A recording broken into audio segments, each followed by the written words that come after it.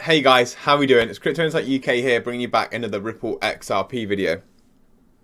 So today we're going to be talking about 3 different articles that Ripple have recently tweeted. Over there, obviously on Twitter. Their Twitter is @Ripple. If you wanted to go and check them out for yourself, they tweet a lot of good information. This is following some conversations I had a one-to-one this morning. We talked a little bit about this, and I also spoke with my dad about this as well. So we just talked about how, in my opinion, that Ripple and XRP will be at least part of our new financial system / framework going forward. What part is yet to be determined, obviously by whatever rolls out. I don't necessarily know if it'll be like a flip the switch sort of moment. Obviously we've got the ISO standards coming in November. XRP is a compliant crypto, or Ripple is the first DLT company to meet ISO regulations. But again, we're going to talk through a few of these different articles, how they link together, and I don't want to get too speculative on things, but as soon as, in my opinion, one thing runs on the ledger, whether it's the XRP ledger, XLM, like whatever ledger it is, HBAR, Ethereum's ledger, we might get like the tokenizing of debt and wherever that might move or whatever. As soon as 1 or 2 things start moving onto different ledgers, I think we'll have some sort of period where there are multiple different blockchains or ledgers or networks being used for different things, and then I think it will be like the market deciding which is the best place to go in terms of efficiency, like environmental factors, speed, price, etc. So I do think we'll have a selection of winners to start with, and let's be completely frank here, there aren't actually that many networks that you can build on. There aren't that many networks that anyone can run on anyway. There's probably a core 10 ledgers, 10 networks, 10 blockchains, and everything else is almost built on top of those. So you basically got a choice of 1 in 10-ish, if you're sensible, that could some way be involved in the next financial system. It's probably the first time, if not, it is the first time in human history where we've had the knowledge to understand that there is some sort of financial shift happening, and we're in a position where we can actually take advantage of that if we're smart about it. And yes, I'm heavily hedged to XRP with Ripple, but from my opinion, when you see a company like this writing and helping write regulations for a potential new financial system, which is what we can basically see as coming by the adoption of Bitcoin by El Salvador, and 85% of central banks exploring CBDCs and ODL corridors opening up for on-demand liquidity utilizing XRP, and then you've got Bhutan and Republic of Palau building on the XRP ledger to make CBDCs with a private ledger for banks to experiment on, and we've done proof of concept testing with the Bank of England for 2016. They're all examples of why. And they're mainly related to Ripple and XRP because that's where most of my study is. It doesn't mean that I just believe it's going to be XRP. I think there's a chance that it could just be XRP. But the way that I personally see it is that maybe one day it is just XRP. And when I say just XRP, I mean maybe one day the business side of things run on XRP. I think the absolute end game for Ripple and XRP, as they say, all the money is like debt, tokenized stocks, like as in equities, commodities, everything would make sense for it to run on one ledger that's obviously carbon neutral and all the stuff that we know and love about Ripple and XRP. But I see XRP as like the exchange token for the world. Like imagine if the whole world used Binance specifically for everything, not just to buy crypto, but to buy real estate, cars, equities, commodities, everything. And they use the BNB token for that. That's what I think XRP is trying to be for the world, because within the XRPL, it is a decentralized exchange, so it does make sense for something to run, and that to run on that. And it looks like they are at least putting some good foundations in to be built on top of. Whether they get everything they want, who knows? But as long as they get a portion of it, guys, if we're investing in this asset class and they do get a portion of that, we should see the reward. So, without further ado, I'll just get into some of these articles, excuse me. So we're going to start with LATAM, which is like Latin America region.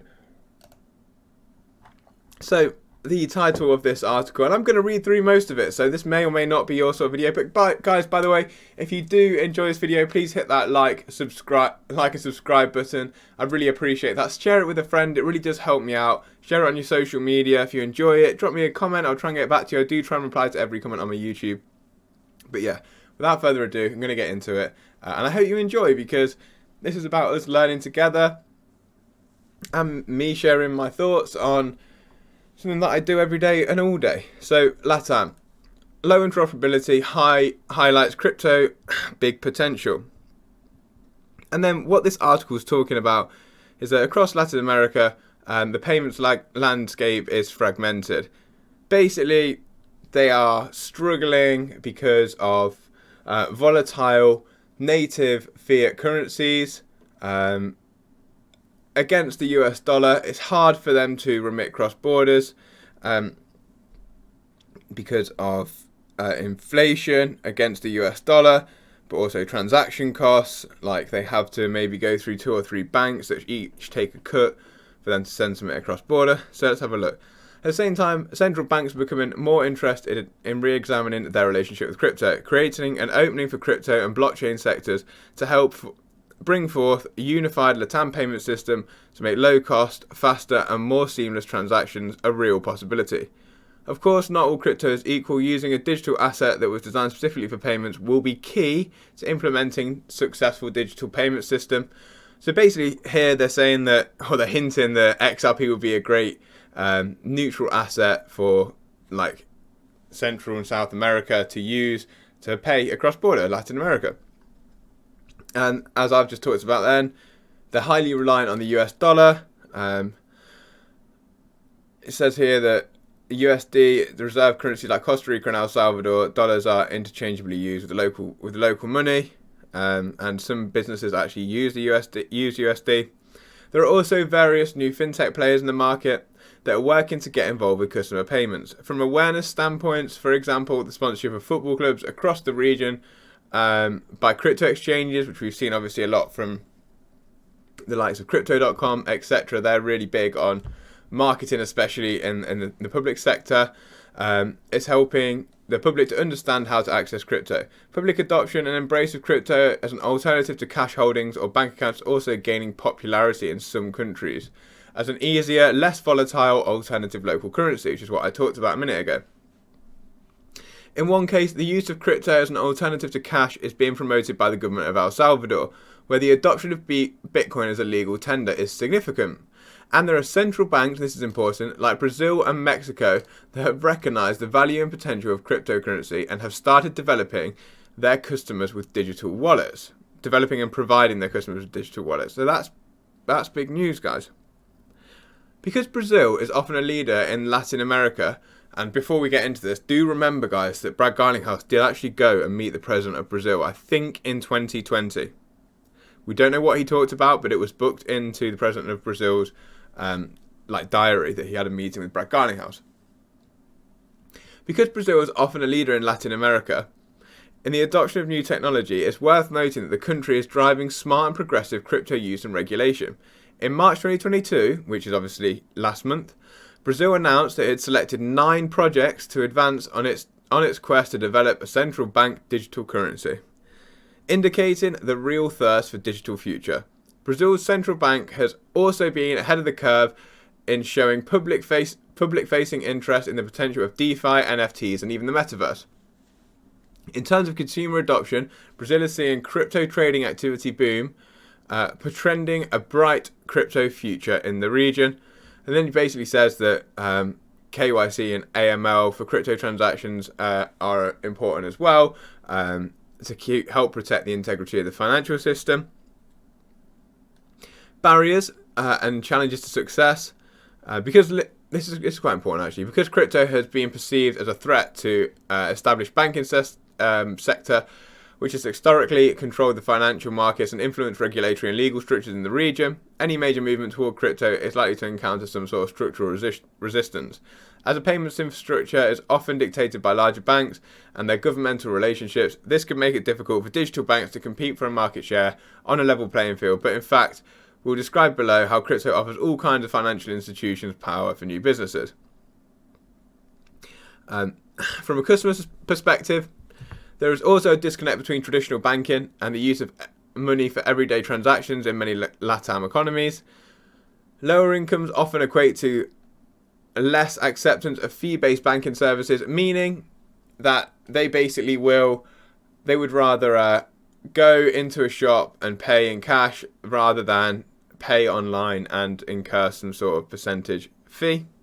Lastly, with such a high dependency on the US dollar and US clearing institutions, as costs rise in the state, a fear of volatility in the LATAM marketplaces also rise.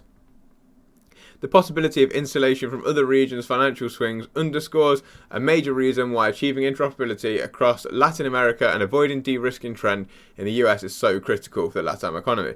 So basically what they're saying is a lot of things are pointing towards that they might need some kind of upgrading the payment system.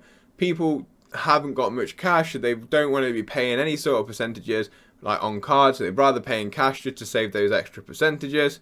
They can't really send across borders easily. They do rely heavily on the dollar. Their currency fluctuates against the dollar a lot, and that can impact whether they can do things or not do things, be rich or poor.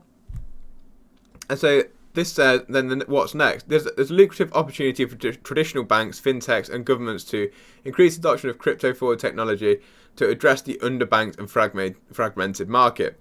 These challenges will be much easier to solve once digital banks have more ready access to the marketplace, helping drive down high fees and frictions associated with institutionally controlled transactions.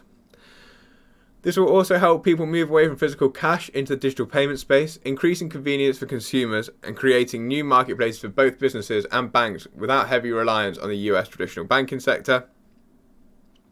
This is the last little bit that I'm going to read from this. The COVID-19 pandemic has had significant impact on both consumers and banks in the region that have historically relied on cash transactions. Many financial institutions are already seeing growth in digital payments to unpick in cashless transactions as the regions look for safer, quicker, and more convenient payment alternatives. As an American market intelligence study shows, Brazil's bank's population grew to 88% in 2021. Chile not far behind at 82%. Argentina, Colombia, and Mexico and Peru all experienced this growth too. Basically, smart and progressive regulation will be further successful in the region.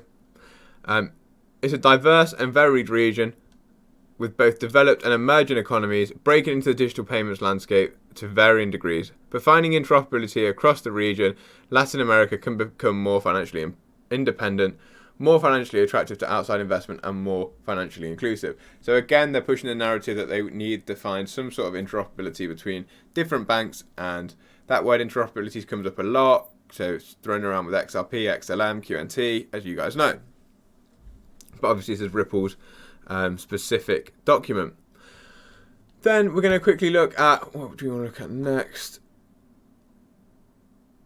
We'll look at CBDCs next. So then they wrote an article about CBDCs, from hype to how of financial inclusion, making financial inclusion a reality. So it's strange that all these documents came out at roughly the same time, guys. This is why I'm reading through all three of them, just to show you how linked they are. And I just find it a bit strange that they all come out at exactly the same time. So, we recently surveyed 1,600 financial leaders across 22 countries, discovered that 37% of the senior financial institution executives around the globe consider both financial inclusion and greater access to credit as large potential breakthroughs for central bank digital currencies. This echoes the stated goals of many countries and central banks that are actively exploring CBDCs or have already launched pilots.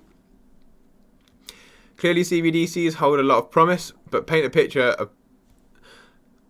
picture of a perfectly utopian digital currency world without addressing the hurdles will take time to get there. It's not a realistic or useful approach.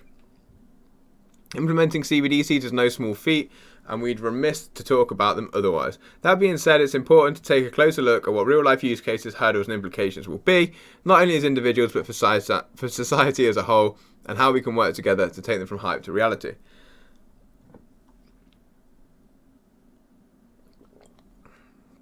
So what does financial inclusion mean? Here at Ripple, we define financial inclusion as making financial services available to people who don't have access to them today, and in doing so in a way that is cost effective and net financially positive for people using those services. In this case, leveraging CBDC enabled solutions to provide an easy way of doing things.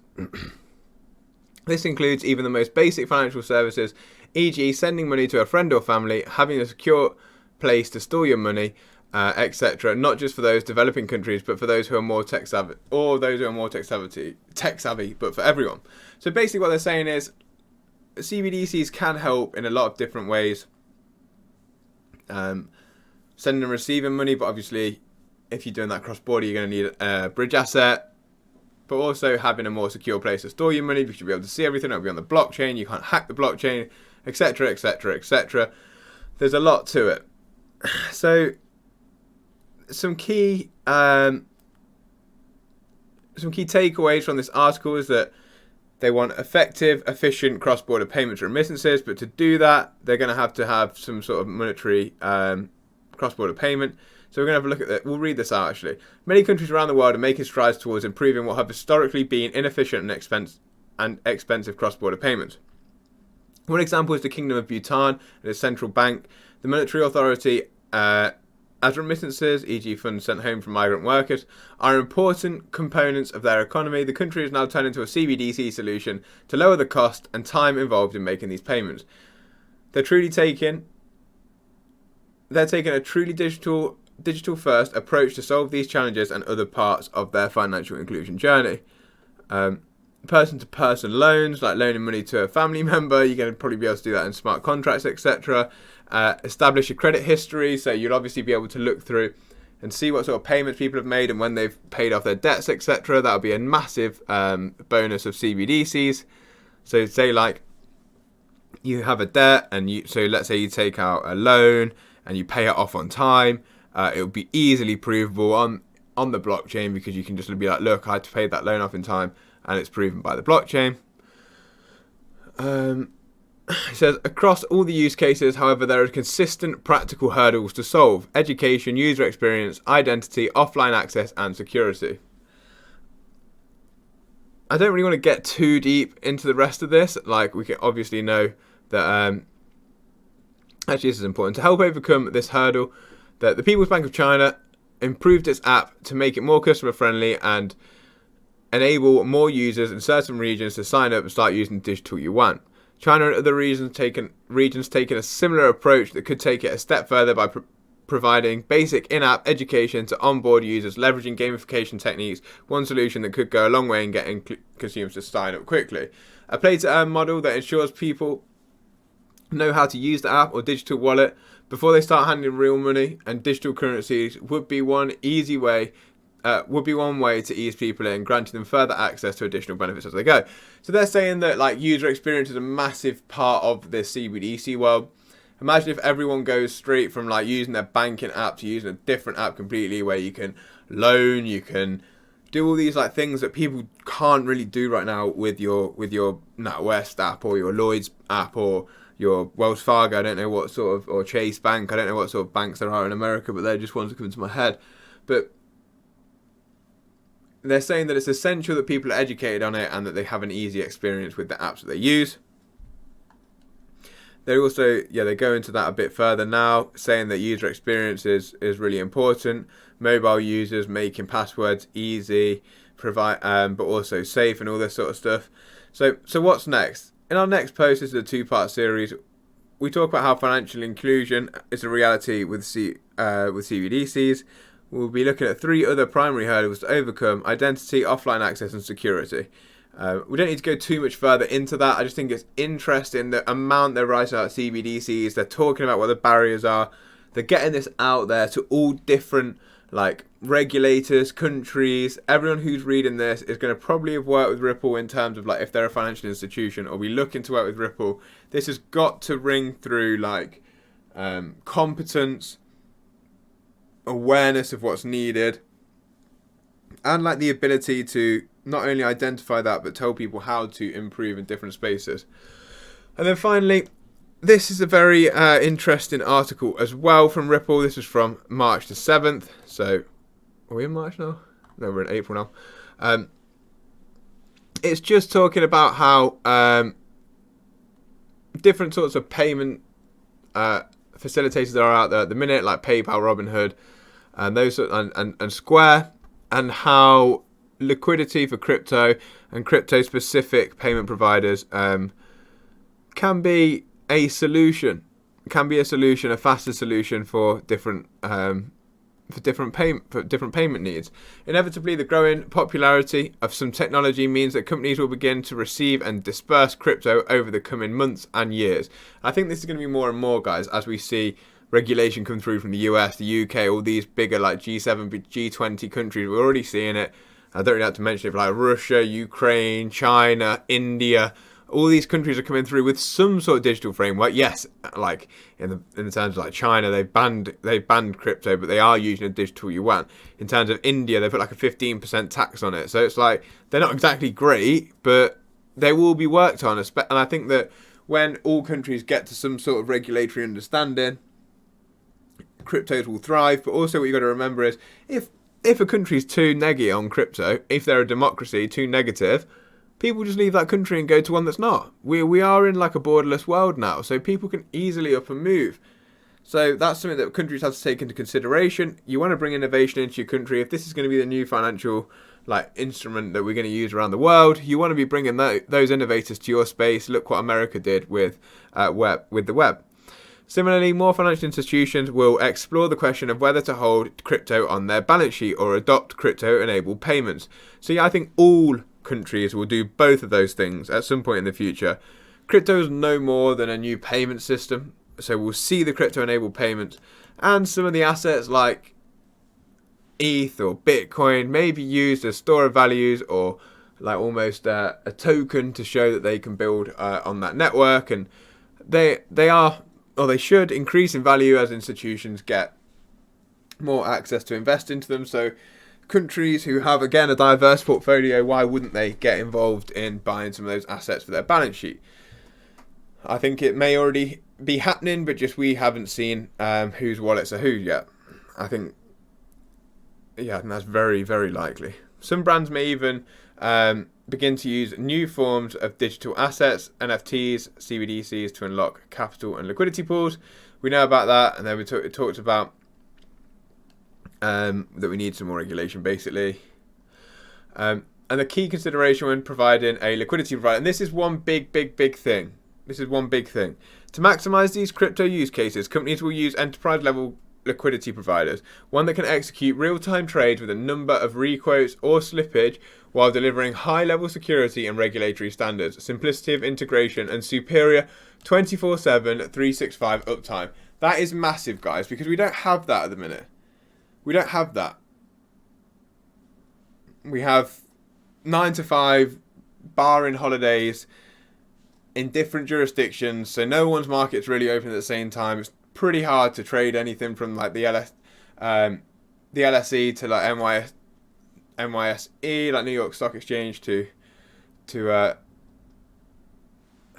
London Stock Exchange. Like I'm from the UK, I find it even hard to buy UK-based stocks. I find it hard to buy Nasdaq stocks. I find it hard to buy almost anything that's not from this country. And even when I do want to buy it from this country, I've probably got to wait 2 days before it gets settled into my account. I'll probably pay a 5% fee. It's like, these are the things that this will, and we're like first world, like ahead of the curve with tech. These are things that will be removed by things like this. Creating a liquidity partner serving enterprises must also provide exceptional breadth liquidity. Multi-asset liquidity is vital because it allows for improved prices, price stability, and even large volume orders, shielding businesses from high price swings due to large trades on market volatility. In order to achieve this, enterprise customers require a new way to source digital assets from a broader crypto market more easily and efficiently. Designed as a turnkey solution for enterprise needs, Ripple's Liquidity Hub will leverage smart order routing to source a variety of digital assets at optimized prices from market makers, exchanges, and over-the-counter desks. It will uniquely solve the specific pain points for enterprise customers, avoiding intensive integration through a streamlined API and eliminating pre-funding requirements to free up working capital. So what they're saying is, you're not going to have to put like a limit order down and wait for your order to be filled. It could take days. You're going to be able to just buy, and they're going to aggregate the best pricing from different crypto exchanges in order to be able to have a more liquid market and fill your orders more easily. So it's pretty cool. It's pretty cool. I do really like it. And then just to finish off, guys, the last thing we're going to read through this, and that's about it. The future is liquid and interoperable. Again, there's that word interoperable and liquid. Liquidity is something that we're definitely going to need to explore more in the next few months. I think we're going to have some liquidity problems. We're already kind of seeing that there are some liquidity problems around the world, but let's get into this. After a decade of listening to and partnering with companies and financial institutions around the world, by the way, that's a decade, guys. Ripple been around for a decade. We believe this is the next big evolution of crypto solutions for businesses and their customers. From streamlining instant, real-time cross-border payments to providing a bridge between currencies for streamless transactions through our on-demand liquidity solution, we now find ourselves at the next key inflection point of liquidity-led innovation across industries backed by crypto. If liquidity is the future, then interoperability is a key stepping stone to unlocking crypto's true potential and will pave the way for a more inclusive, widely adopted and democratized digital economy. As a crypto liquidity platform purpose-built for enterprise, the Ripple Liquidity Hub will unleash this potential and accelerate the shift to a crypto-first future. And I think that's everything that we need to talk about, guys. I think that them last two paragraphs are probably the biggest two, the whole that I've read, talking about ODL, cross-border payments, real-time settlement, a neutral bridge asset, and instant liquidity. That's everything that we need for as well as having a 24/7, 365 market. That's all we need for financial innovation and to take a step forward in the finance world. Obviously, a democratized economy is decent, and access to those who are underbanked, with a lot of them have mobile phones and maybe not access to the legacy financial system. So this solves so many problems all at once. And the fact that it's coming out this year, I really think that we could have some massive steps towards innovation and a new financial economy this year, as in 2022. I'd love to know what you guys think in the comments. I know this was a lot of dictating to you guys, but I didn't want to miss any of the key details from the articles. It's pretty hard to not miss those details when the articles are quite long. So I did try and just read through most of the articles for you there. I hope you enjoyed it, guys. I hope I didn't bore you, because this sort of stuff is it's very important. I think those three articles. So we've got liquidity, an article basically about crypto liquidity. We've got one about the LATAM region and one about CBDCs. They all link together, because I think that the areas to watch are the APAC region and the LATAM region, because they seem to be quite far ahead with innovation, although the UK are saying they want to take over, and we've had the EO from America as well. So the EO, executive order, we're looking at September sort of time to see what the findings are for that, if we haven't got anything before that. And in the UK, they start in May to having meetings with professionals in the crypto space, and by 2023 they should have rolled out some sort of framework policy and have it in place. So it's a very exciting time to be in crypto, guys. There's loads going on, and just bear in mind that we are trying to take the whole financial sector and jump it into the quantum system. So it's a big jump, and it is going to be hard, and I'm sure it's been transitioning for a long time behind the scenes. Whether it happens boom like that, it will look like that maybe, or whether it's just drip fed, it may be a mixture of both. I think it's definitely time now, if you don't do a lot of research on it, to start researching, especially different payment providers in the crypto space and how they can influence the market. For me, I'm heavily weighted on XRP. It's most of my portfolio. I think it's a great short-term, medium-term trade with the technicals on the charts and the catalysts of Flare Networks and the lawsuit and Ripple IPOing and the ODL corridors, etc. They're great short-term and medium-term potential trades there. Risk to reward looking good. And long-term, could we be a neutral bridge asset for the world? And that's where I'm going to leave you. I'm going to leave you with that thought, because the further we go along this journey, the less crazy that sounds. Something's got to do it, basically. Something's going to do it, and it might be a mixture, but that's where I'm going to leave you. I hope you enjoyed the video anyway, guys. Peace up, A-Town down, as Usher would say, and I'll see you in the next one.